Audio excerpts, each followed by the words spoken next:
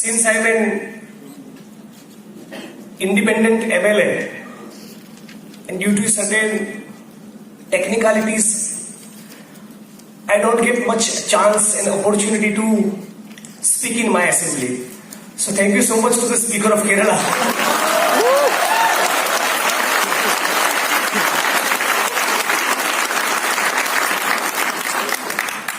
In fact, I would love to send this video clip of my speech to my speaker in Gujarat Assembly.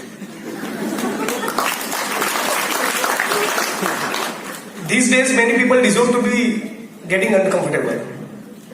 So, thank you so much, Honorable Speaker of Kerala Assembly, and thank you so much for all of you joining us. The subject is neoliberalism and democracy. So let me first begin by saying I am liberal and Mr. Modi is neoliberal.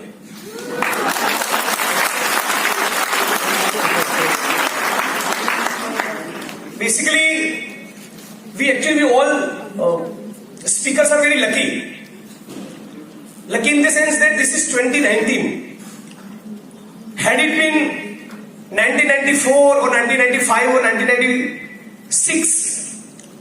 the pro-capitalist economists would have so many arguments to make in support of globalization and neoliberal policies and the ethos around it.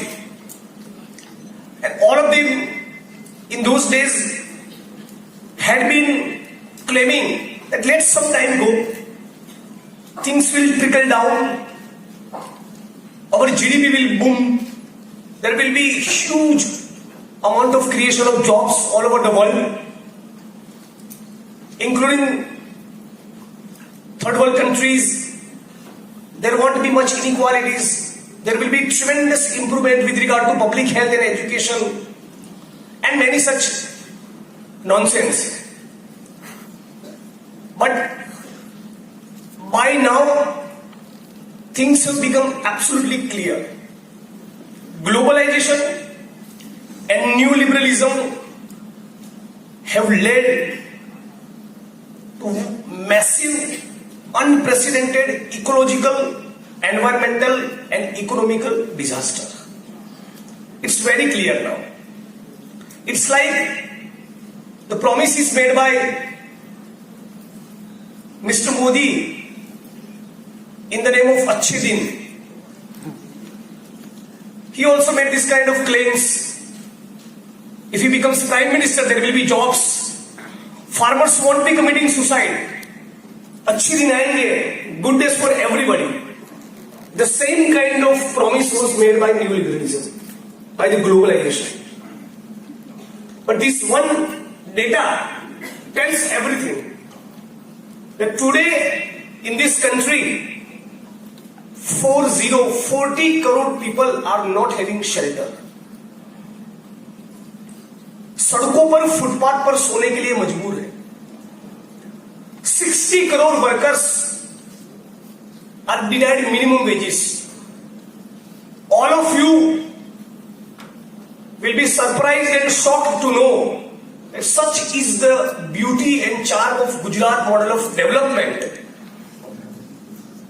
The class 4 peons, liftmen and sanitation workers employed by the Gujarat Assembly, they also are denied minimum wages. Can you believe this? X is the owner of a private enterprise and Y is a worker who is denied minimum wages. Then Y, being a worker, would go to the state, to the labor department with a complaint that my fundamental, constitutionally guaranteed fundamental rights, my labor rights are violated. Here, the employers employed by the Gujarat Assembly, they are not given minimum wages. And nobody bothers. Exploitation of the working class is hardly talked about. always say in almost all my public speeches that we are living at a time when from all our public platforms, public discourse, debates of news channels, in political engagements, we talk about everything except the plight of the working class. Because of the process of globalization and neoliberalism today, we have reached to a condition where 1% population of India is holding nothing less than 73% wealth and property of broad masses of people. This is violence. This is criminal. And this will lead to further violence. 1% controlling 73% wealth of a nation. Nothing can be more obnoxious for me than this. On one hand, we have 84 crore people who live and survive with less than 20 rupees a day. And on the other hand, we have one Mukesh Ambani, whose daily income is 305 crore rupees. This is against our idea of India. Because our idea of India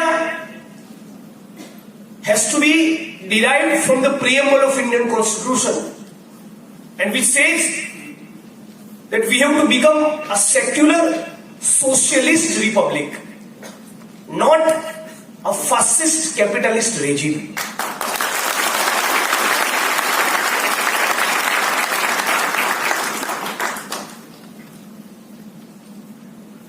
Bhagat Singh has written a brilliant piece on untouchability. He was just 19 and a half, maybe 18 or 19.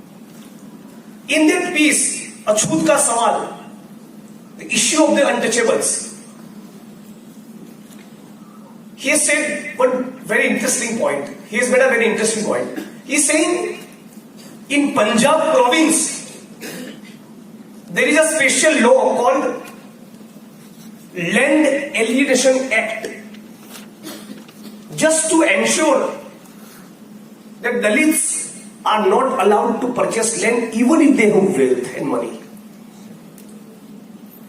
There was a specific law in those days in Punjab province to keep Dalits away from purchasing land. Why? Because in India, who will become landowner and who will remain landless is designed by caste.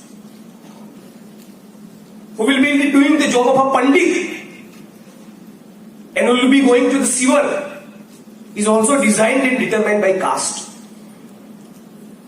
D.D. Kosambi, the great Marxist scholar, once beautifully articulated, in India, classes arose in the form of caste.